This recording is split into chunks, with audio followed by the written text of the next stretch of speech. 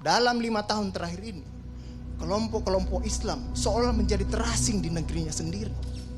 Itu yang dia rasakan. Berapa ulama yang berjuang mendirikan republik ini? Indonesia 80% penduduknya umat Islam. Tidak pernah meminta 80% hasil sumber daya alam yang dikuasai negara untuk umat Islam. Gak ada yang minta. Ada gak yang minta? 80% umat Islam penduduk Indonesia tidak pernah meminta 80% APBN untuk umat Islam. Gak ada yang dia minta. Sederhana permintaan umat Islam. Dia mau berdialog sama Tuhannya. Dia mengingatkan umatnya akan kebaikan. Yang tidak hanya mengajarkan doa makan dan doa minum, tapi juga cara memilih pemimpin. Itu kira-kira. Nah, inilah ketegangan-ketegangan. Ketika agamanya dinistakan, kok susah sekali ini membawa ke proses hukum. Muncullah demo berjilid-jilid, yang kemudian berujung ulamanya tidak bisa pulang. Belum lagi penghujung, kemudian ada agama yang diperhadapkan sebagai musuh besar Pancasila. Nah, ini menarik menurut saya. Saya ini Islam, tapi bukan pengetahuan Islamnya seperti Ustadz Ali Muhtar Ngabalin dan Abu Bakar, Ustadz Abu Bakar.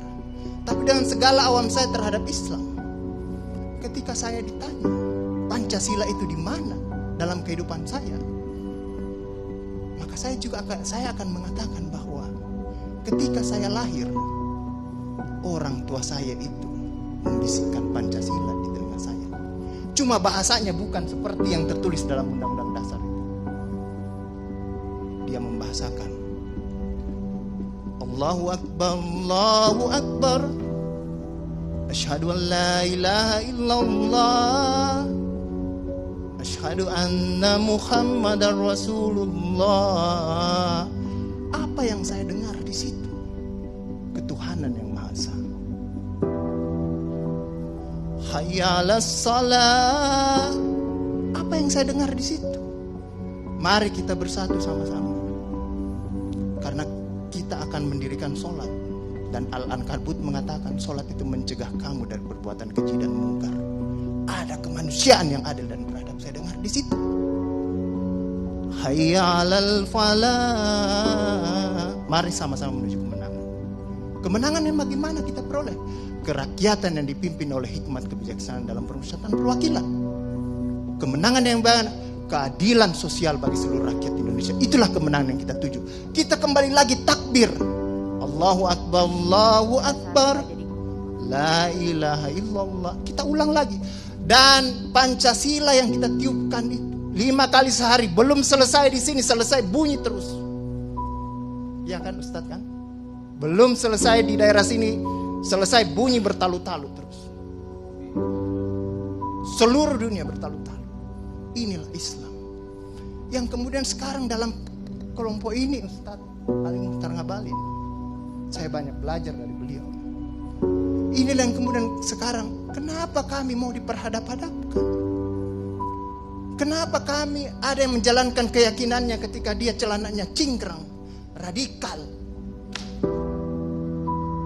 atau dia pakai cadar, dulu diperhadap-hadapkan. Saya Indonesia, saya Pancasila, ada dulu itu banyak sekali seperti itu. Kenapa kami seperti ini? Akhirnya sekarang semua orang disuruh pakai cadar. Inilah kemudian rentetan yang membuat istilah tadi Ustadz Abu Bakar, kok paranoid sekali dengan undang-undang HIP ini. Ada luka. Ada luka yang tadinya sudah mulai mengering, dilupakan.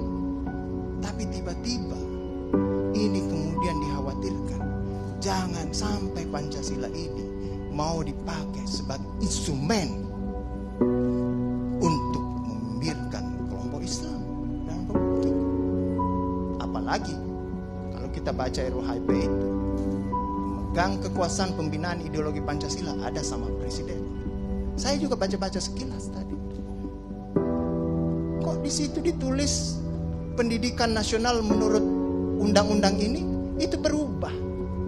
Tujuan pendidikan nasional oleh Undang-Undang Dasar mengatakan bahwa beriman, bertakwa, berakhlak mulia. Di sini diciptakan pendidikan nasional itu bertujuan untuk menjadi tenaga ahli dan terampil. Ini kan mau dikasih jadi tukang ini. Bagi kapitalis kalau seperti itu berpikirnya.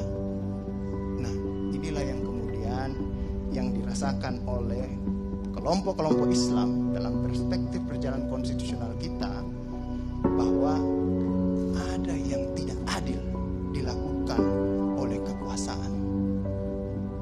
Kelompok Islam selama ini tadi yang saya katakan tidak pernah meminta apa-apa. Paling jauh kelompok-kelompok Islam mungkin dapat honor dari negara. Itu pun tidak dipakai untuk foya, dikembalikan lagi untuk membantu negara menghidupkan santri-santri, mencerdaskan kehidupan bangsa, menciptakan manusia-manusia yang beriman, bertakwa dan berakhlak mulia, yang sebenarnya tugas pemerintah itu dikembalikan lagi seperti itu. Itulah yang kemudian mulailah sekarang kelompok Islam sangat hati-hati kalau kemudian Pancasila ditiupkan terus, seolah-olah ini mau dijadikan instrumen untuk memarjinalkan Pancasila.